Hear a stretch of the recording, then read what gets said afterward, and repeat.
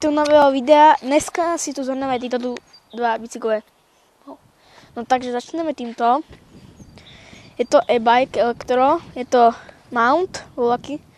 Ja ho mám zatiaľ týždeň, ako ľúbi sa mi. Je to elektro, no len jeden problém, že to nemá baterku, lebo baterka je trošku moc drahá, ale to je jedno, našetrím sa na baterku a bude aj baterka niekedy. Má to, keďže to má kotúč, je to dobrý bike, má to kotúčové brzdy. Má to aj tam kotúčové brzdy. A kolesa, má to strašne veľké kolesa, ale neviem, aké to má kolkatky. Má to zadný motor, tuším, hej, možno. No, tu je taký ten displej, chápete? No, proste chápete? Parda. Má to aj tlmiče, také. Tlmi to dobre celkom za mňa. Tu si môžete nastavovať, či ich chcete mať zavreté, alebo otvorené. No a také to má brzdy, jedna, druhá. Má to zvonek. Najlepšie.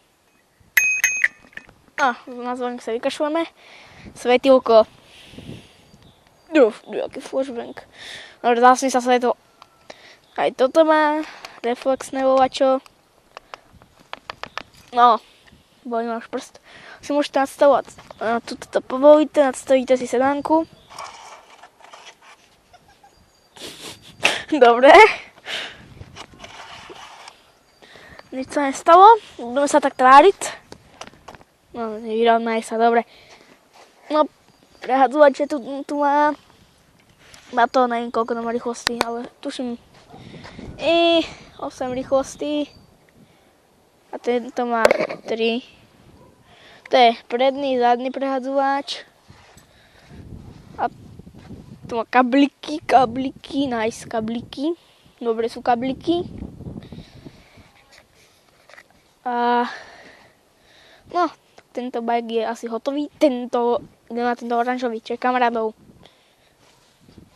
Že Cigan, to je tvoj. Jo, Hello. Do toho sa ja nevyznám.